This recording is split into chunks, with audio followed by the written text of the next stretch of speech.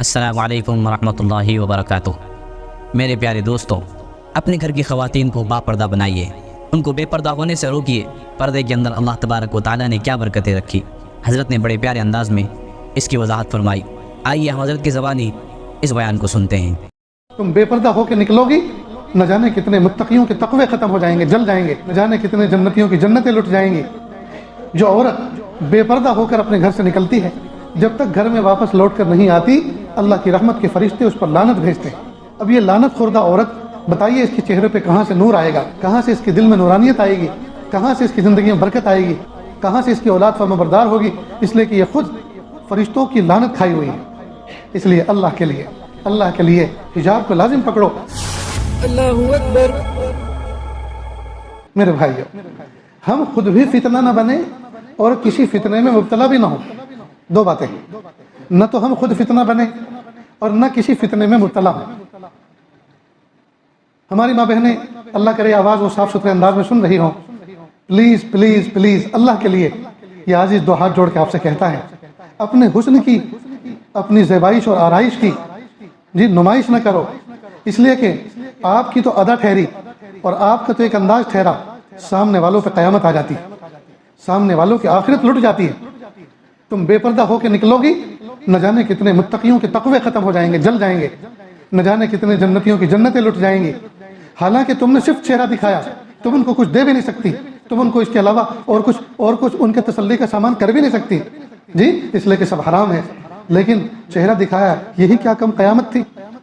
اس لیے اللہ کے لیے حجاب کو لازم پکڑو۔ وقت کے پیارے نبی صلی اللہ علیہ وسلم،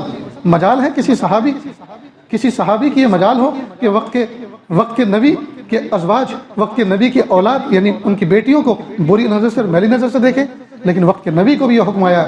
کہ وقت کے نبی اپنے گھر کی بیٹیوں کو کہو، گھر کی عورتوں کو کہو کہ وہ اپنے پردوں کو لٹکا کر رکھیں، باپردہ رہیں۔ تو جب 1400 سال پہلے رحمتوں اور برکتوں کے زمانے میں، نصرتوں کے زمانے میں یہ احکام نازل ہوئے، آج تو چاروں طرف کفر کا زور اور برائی کا شور ہے۔ اب تو بدرجہ اولا یہ حکم ہمارے اوپر متوجہ ہوتا ہے کہ ہم اپنی عورتوں کو حجاب اور پردے میں رکھیں۔ جو عورت بے پردہ ہو کر اپنے گھر سے نکلتی ہے، بے پردہ ہو کے گھر سے نکلتی ہے، جب تک گھر میں واپس لوٹ کر نہیں آتی، اللہ کی رحمت کے فرشتے اس پر لعنت بھیجتے ہیں۔ اب یہ لعنت خوردہ عورت، بتائیے اس کے چہرے پہ کہاں سے نور آئے گا، کہاں سے اس کے دل میں نورانیت آئے گی، کہاں سے اس کی زندگی میں برکت آئے گی، کہاں سے اس کے اعمال میں برکت آئے گی،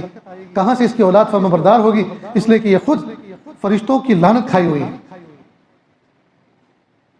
فرشتوں کی لعنت کھائی ہوئی۔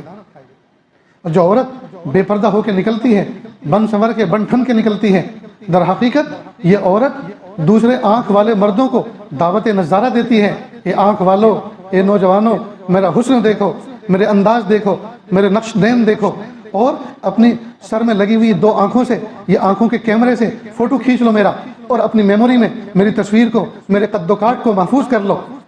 اور راتوں کی تنہائی میں آنکھیں بند کر کے تصور میں مجھ سے زنا کرنا، مجھ سے لپٹنا، میرے ساتھ سونا، میرے ساتھ بیٹھنا، میرے سے بوس و کنار کرنا۔ جو عورت بے حیا، بے پردہ ہو کر اور اپنی نمائش کو ظاہر کر کے، میک اپ کر کے نکلتی ہے، اس کے یہ سب میننگ ہوتے ہیں، گویا اس کے اندر بدکاری کا مادہ موجود ہے، اور وہ چاہتی یہ ہے کہ دیکھنے والے تصور میں میرے ساتھ بدکاری کریں، وہ دعوت گناہ دے رہی ہے۔ اس لیے میں آج کل جہاں مخلوط مجمع ہوتا ہے یہ بات کہتا ہوں کہ نوجوان بچے اور بچیاں جن کمروں میں انمیرڈ بچے، غیر شادی شدہ بچے آرام کرتے ہیں، اس کمرے کے اندر ماحول یہ بناؤ کہ بچے اندھیرا کر کے نہ سوئیں، بلکہ اجالے کے اندر سونے کے عادی بنے، اس لیے کہ اندھیرا خود مستقل دعوت گناہ دیتا ہے۔ اندھیرا ہوتے کے ساتھ ہی آدمی کے اندر طرح طرح کے خیالات آنے شروع ہوتے ہیں۔ رہی بات یہ کہ اللہ کے محبوب صلی اللہ علیہ وسلم تو اندھیرا کر کے سوتے تھے، تو یہ شادی شدہ لوگوں کے لیے اندھیرا کر کے سونا سنت ہے، غیر شادی شدہ کے لیے نہیں۔ نیز ان کمروں کے اندر اسٹاپر لگانے کی اجازت مت دو بچوں کو کہ دروازے کھلے کر کے سوئیں، بند بھی کرنا ہے تو اسٹاپر نہ لگائیں، تاکہ ہر وقت ان کو اس بات کا خیال رہے کہ کوئی آنے والا آ رہا ہے یا دیکھنے والا دیکھ رہا ہے، تاکہ رات بھر گناہ سے محفوظ رہیں۔